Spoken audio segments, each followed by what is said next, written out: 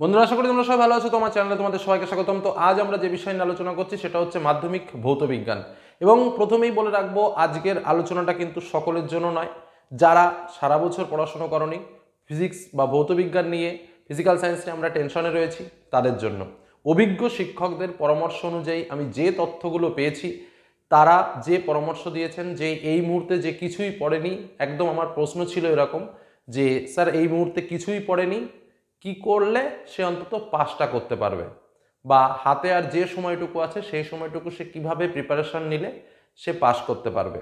তো তার উত্তর ঠিক যেভাবে এসছে আমার কাছে, আমি 4-5 জন ভৌতবিজ্ঞানের শিক্ষকের সঙ্গে কথা বলেছি, সেই উত্তরটাই আমি তোমাদের সামনে রিপ্রেজেন্ট করছি আমার মতো করে। বোঝা গেল কি বললাম? তো এবার আসা যাক মূল বিষয়ে। ভৌতবিজ্ঞান পাস করাটা খুব কঠিন নয়। প্রত্যেক স্যারদের কাছে একটাই উক্তি, পাস করাটা খুব বেশি কঠিন নয়, খুব সামান্য চেষ্টা করলেই সে পাস করতে পারবে। বলে কেউ যদি মাত্র 10টা ঘন্টা পড়াশোনা করে তাহলেই সে ভৌতবিজ্ঞান পাস করতে পারবে, এটাই হলো মূল কথা। তো সেই 10 ঘন্টা সে কিভাবে পড়বে বা কী দিয়ে কী করলে অন্তত সে পাস মার্কটা পাবে, ফেল সে করবে না, একদম সেই টিপস, সেই বিষয়বস্তু তোমাদের সামনে আমি তুলে ধরবো।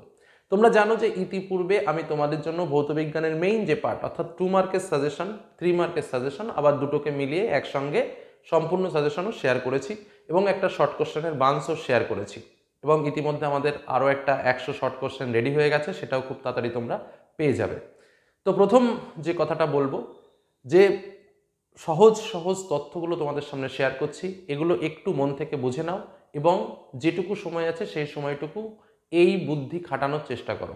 তাহলে দেখবে পাস মার্ক নয়, 50% নর্মালি ক্রস করে যাবে। তোমরা যারা ভাবছো যে আমরা ভৌতবিজ্ঞানে শূন্য পাবো, তাদেরও বলছি তারাই 50% ক্রস করে যাবে। আমি বলছি না 100তে 100 পাবে, কিন্তু 50% ক্রস তোমরা করতেই পারো, এবং খুবই শান্তিপূর্ণভাবে, খুবই কম পরিমাণ খাটাখাটি করে। তো চলো মূল বিষয়টা কি আছে আমরা একটু দেখে নিই, আর একদম কিভাবে কি করতে হবে, কিভাবে কি পড়তে হবে, টু দ্য পয়েন্টে তোমাদের সামনে ডিটেলস আলোচনা করছি। তো আসা যাক মূল আলোচনায়। তার আগে বলবো, যারা এখনো চ্যানেলকে সাবস্ক্রাইব করোনি, কি হলো, সাবস্ক্রাইব করে নাও। তো চলো, ভৌতবিজ্ঞান প্রথম আমরা সাবজেক্টে চলে আসি। পাস মার্ক কত? 25। প্রজেক্টে আমরা ন্যূনতম 7 ধরলাম। স্বাভাবিকভাবে প্রজেক্টে 9 বা 10 স্কুল থেকে কিন্তু দিয়ে দেয়, 9-10 কিন্তু দিয়ে দেয় প্রজেক্টে। তবু আমি সব থেকে কম ধরেছি 7 মার্ক। তো যাই হোক, আমার তাহলে 25 থেকে 7 বাদ দিলে আমার কত থাকে? 18 মার্ক। অর্থাৎ আমাকে টোটাল রিটেনে কত পেতে হবে? 18 পেতে হবে। কথাটা বোঝো, আমি দুইভাবে তোমাদের সামনে আলোচনা করব।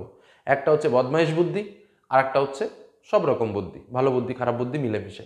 তো বদমাইশ বুদ্ধিটাতে শুধু কোনো মতে টেনে টেনে পাস মার্ক হবে, এটুকু বলে রাখছি। সেক্ষেত্রে কিছু পড়াশোনা করার দরকার নেই। আর একটু ভালো করতে গেলে একটু পড়াশোনা করলে শান্তিপূর্ণভাবে পাস করবে, এটাই হলো মূল কথা। তো আমাকে কত লাগবে? 18 মার্ক লাগবে। কোশ্চেন প্যাটার্নে আসি। প্রথম আমাদের MCQ question, 15টা MCQ question.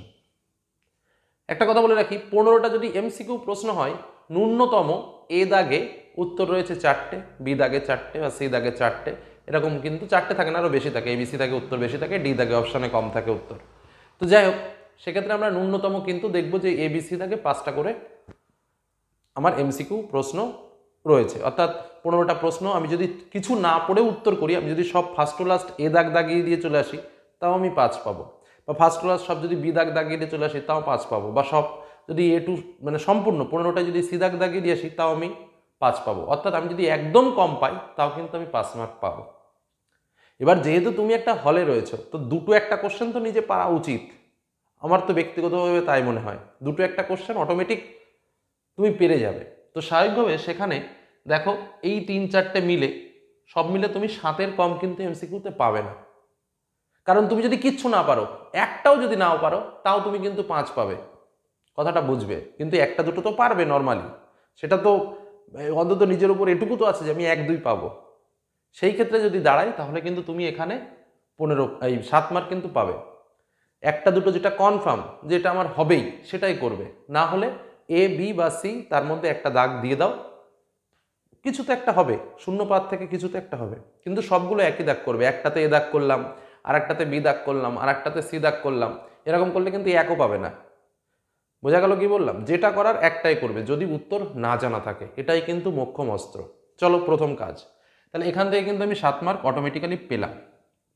Next যে পার্টটা বলি, আমাদের এসএ কিউ কোশ্চেন, 21টা মার্ক আছে ওখানে। খুব ভাইটাল একটা বিষয় কিন্তু এসএ কিউ, কারণ 21 মার্ক।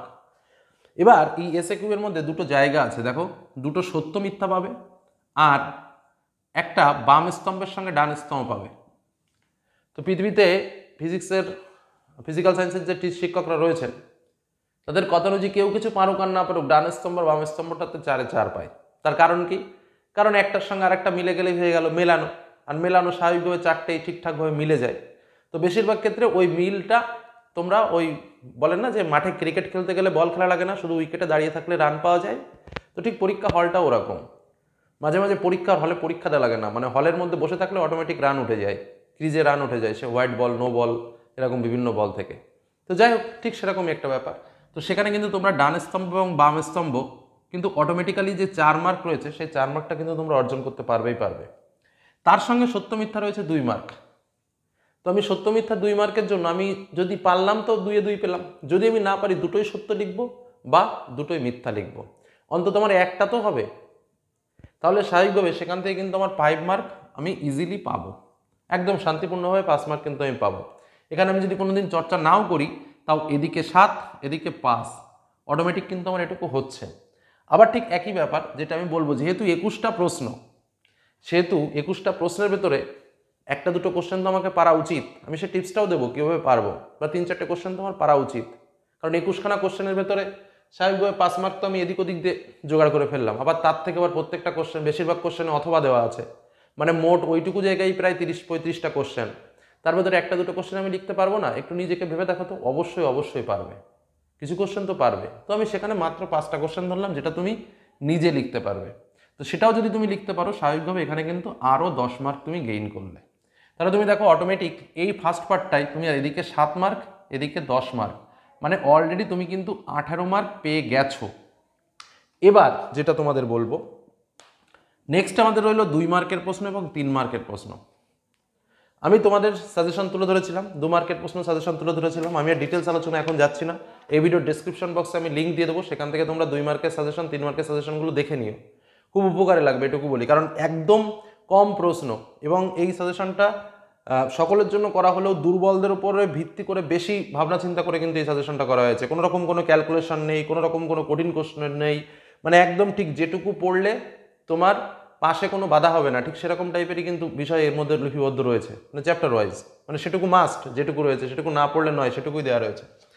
তো যাই হোক, 2 মার্কের প্রশ্নের জন্য দেখো অনেকগুলো চ্যাপ্টার রয়েছে, আমি কিন্তু তোমাকে সব চ্যাপ্টার পড়তে বলছি না। চেষ্টা করো, পরিবেশের জন্য ভাবলা, গ্যাসের আচরণের কিছু প্রশ্ন, আলো, চলতড়িৎ, ধাতুবিদ্যা এবং জৈব রসায়ন, এই যে পার্ট কটা বললাম, কেন বলছি এই পার্টগুলো, অন্য পার্টগুলো কেন বলছি না? কারণ এই পার্টগুলোর প্রশ্ন যারা একবার দুবার রিডিং পড়ে তাদেরই মনে থাকে, কোনো কঠিন বিষয় নয়।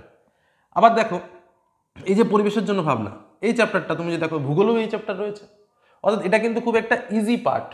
আলো একটা ইম্পর্টেন্ট পার্ট। নেক্সট আমি চলে আসি 3 মার্কের জন্য। দেখো গ্যাসের আচরণ, নামটা কঠিন হলেও খুবই সহজ। তাপ, আলো, এই পরীক্ষাগারের রাসায়নিক শিল্পে জৈব রসায়ন, এই চ্যাপ্টারটা কঠিন হলেও মজাটা কোথায়, এখানে 3টে প্রশ্ন রয়েছে, আমি সাজেশনে তুলে ধরেছি। 3টে প্রশ্নের মধ্যে একটা প্রশ্ন কমন পাওয়া যায়, তাই না? তাহলে এখান থেকে তো আমি ফুল মার্কস, আমার তো সব দরকার নেই, আমি তো কিছু তো মার্কস পেতে পারি। তো যাই হোক, তাহলে আমি যেটা তোমাদের বলতে চাইছি, এই যে চ্যাপ্টারগুলো থেকে অন্তত 3-4টে প্রশ্নের উত্তর তুমি ভালোভাবে পারবে, খুব সুন্দরভাবে লিখতে পারবে। কেন? কারণ তুমি যদি এই যে 4টে চ্যাপ্টার সারা মাস ধরে তোমার যেটুকু সময় আছে সেই সময়টুকু, যারা দুর্বল তারা এই 4টে চ্যাপ্টার পড়ো, আর কিছু পড়ার দরকার নেই। কেন বলছি?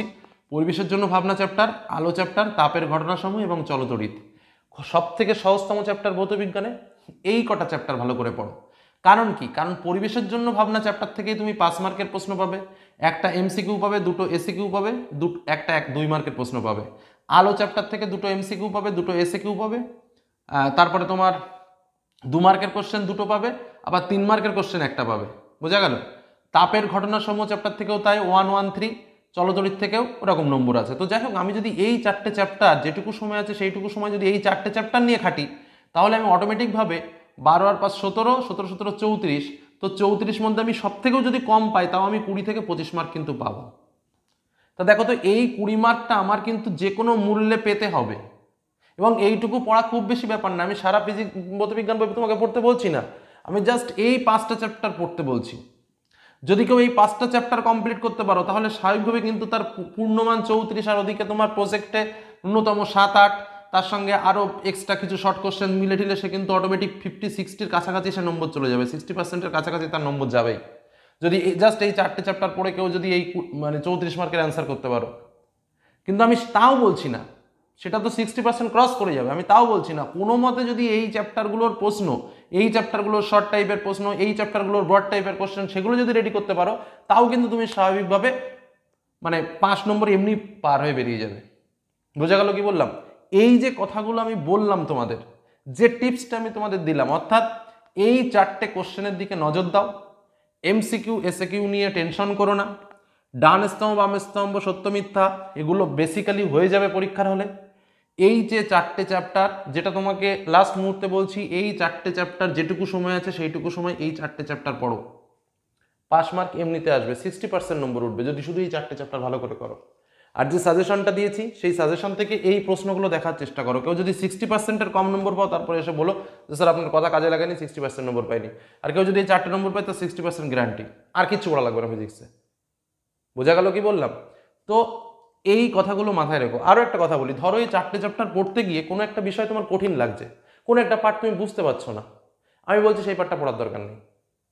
যে পার্টটা বুঝতে পারছো না সেটাকে রেখে যেটুকু শিখতে পারো, যেটুকু বুঝতে পারো সেটুকু পড়ার চেষ্টা করো, তাহলেই দেখবে অটোমেটিক পাস মার্ক বেরিয়ে গেছে।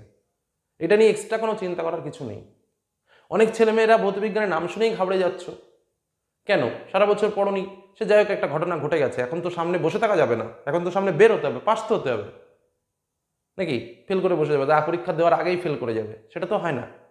তো আমি চেষ্টা করছি বা আমরা চেষ্টা করছি যে যাদের এই মনোবলটা ভেঙে গেছে সেই মনোবলটাকে তুলে ধরার, এটুকুই বলবো তোমাদের।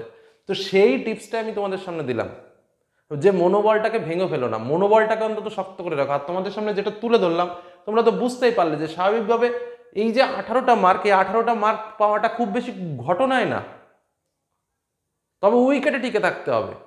ক্রিকেট খেলা সবাই পছন্দ করো আশা রাখি। ক্রিকেট খেলার কি নিয়ম? উইকেট ধরে রাখো, উইকেটটা ধরে রাখতে হবে। পরীক্ষার 3 ঘন্টা হলে থাকতে হবে, পরীক্ষা 3 ঘন্টা হলে থাকতে পারলে সে 18 ক্রস করে যাবে। আর যার মাথায় একটু মানে বুদ্ধির বও দরকার নেই, উচ্চারণ শুনেছে যে জীবনে, সেও জীবনে পাস করবে, এরকম একটা ব্যাপার। তো এই আলোচনা তোমাদের দিলাম। আর এই আলোচনার মূল সারবস্তু যিনি দিয়েছেন, তিনি আমাদের ভৌতবিজ্ঞানের 3-4জন শিক্ষক রয়েছেন, সুজয়দা রয়েছেন, তারপরে আমাদের ইন্তেখাব স্যার রয়েছেন, তারপরে আমাদের সুকুমারদা রয়েছেন। তাদের অসংখ্য ধন্যবাদ জানাই, কারণ তারা আমাকে পড়িয়ে ছড়িয়ে মানুষ করেছে বলেই তোমাদের সামনে এইগুলো রিপ্রেজেন্ট করতে পারলাম। তো আজকের মতো এখানে শেষ করছি। সকলে ভালো থেকো, সুস্থ থেকো, সাবধানে থেকো। ধন্যবাদ।